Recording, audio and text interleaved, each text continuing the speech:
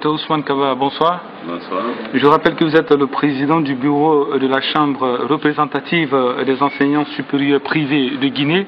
Le mardi, vous avez eu à signer un protocole d'accord avec le ministère de l'Enseignement supérieur et de la Recherche scientifique. L'accord signé portait sur le paiement des arriérés des frais d'études des étudiants boursiers dans les universités privées. Dites-nous, qu'est-ce qui a facilité cet accord? Disons que, en fait, l'argument de poids, c'est que, vous savez, la Guinée est dans un programme de réforme économique avec les institutions de Bretton Woods et que l'évaluation du programme de la Guinée doit se faire avant le 31 mars. Et dans cette évaluation, la position nette du Trésor, c'est-à-dire l'endettement du Trésor vis-à-vis de la Banque centrale, est un élément clé.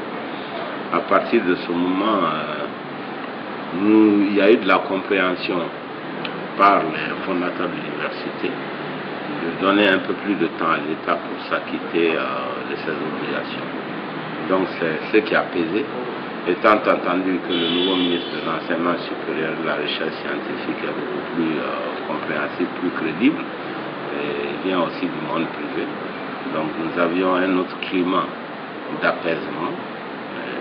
Nous avons accepté, au nom de tous les fondateurs, de suspendre le mouvement et de donner un peu plus de temps à l'État. Vous savez, il arrive des moments où il faut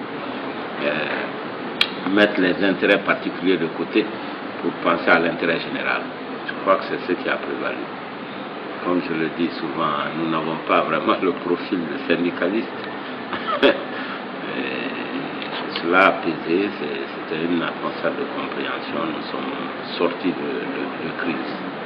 Alors justement, vous l'avez dit, on sort de crise, c'est un dénouement heureux, mais au même moment, le paiement ne sera pas immédiat, il faut attendre jusqu'au mois d'avril. Dites-nous, est-ce que les universités privées fragiles pourront tenir le coup?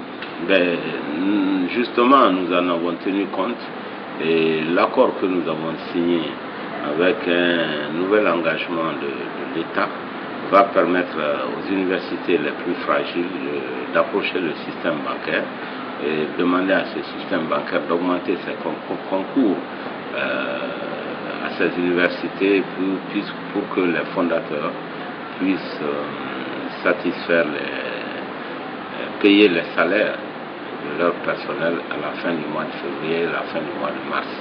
Et avec du reste, l'implication personnelle de monsieur le ministre qui est banquier, je le rappelle, c'est le vice-gouverneur de la Banque centrale. Donc nous allons discuter avec les banques de la place pour pouvoir comment aider ces fondateurs à financer ces 2 mois qui restent avant que l'État puisse payer ses obligations. Alors justement, les étudiants doivent reprendre les cours en principe ce mercredi et on sait que la grève enclenchée par le mouvement syndical court toujours. Dites-nous, est-ce qu'il n'y aura pas un problème avec les enseignants qui, pour la plupart, sont affiliés à ces centrales syndicales? Bon, d'abord, des mouvements comme celui-ci, lorsqu'il y a reprise, c'est une reprise graduelle et qui prendra quelques jours. Nous avons pu quand même faire quelques rares cours ce matin.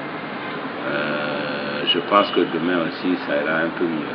Mais en ce qui concerne l'affiliation des professeurs, d'abord, je dois dire que nos professeurs viennent d'horizons divers.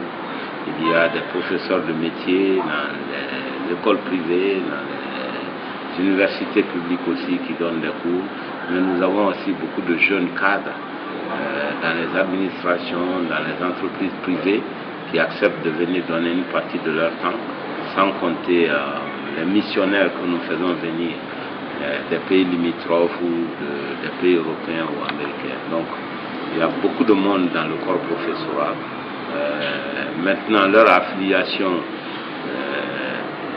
dans les organisations syndicales, ça, je n'en sais rien pour le moment, puisque ça ne fait pas partie des dossiers que nous demandons pour engager les enseignants. Donc franchement, je ne peux pas répondre à cette question, mais je vais me renseigner pour voir comment sur le terrain ça se passe.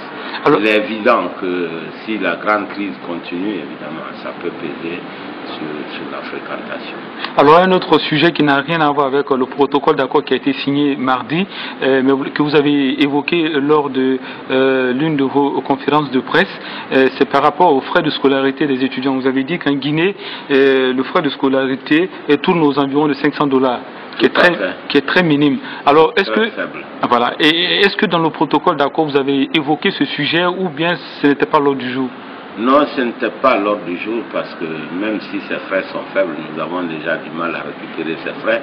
Donc vous comprendrez qu'il n'est pas question pour le moment de revalorisation de ces tarifs. Mais nous le disons parce que très souvent on n'a pas la compréhension de beaucoup de monde qui pense que les universités privées reçoivent beaucoup d'argent comme ça, contre rien, ce qui n'est pas vrai. D'abord, la première chose, c'était de dire à tout le monde que les universités privées ne reçoivent absolument pas de subvention de l'État.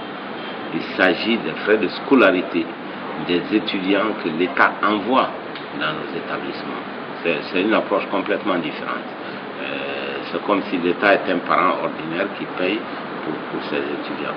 Le problème, il a beaucoup avancé, il a grossi parce que l'État a accordé 100% de bourse à tous les étudiants bacheliers en Guinée.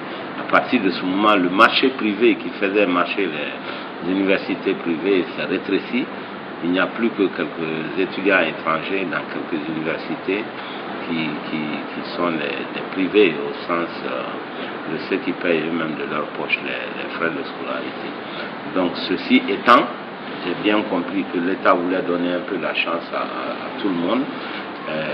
Il faut absolument que les universités privées puissent avoir les moyens pour encadrer ces enfants. C'est d'autant plus important qu'on demande la qualité, la compétitivité, avec des tarifs aussi bas par rapport à tous les autres tarifs de la sous-région.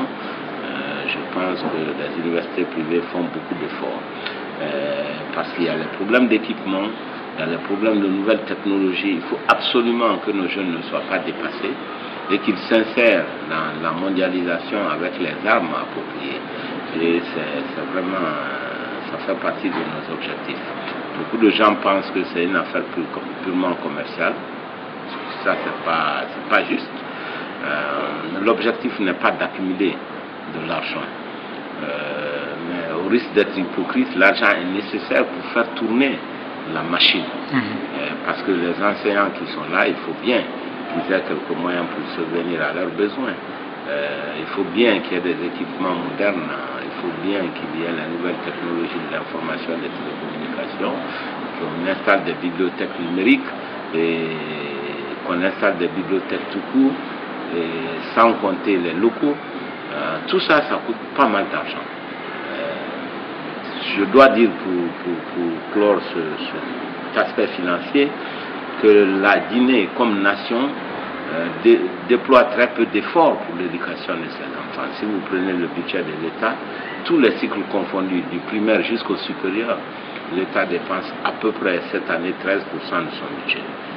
Ce qu'il faut comparer à un pays comme le Sénégal qui finance 43% de son budget juste dans le secteur de l'éducation. Vous voyez, il y a une très grande différence.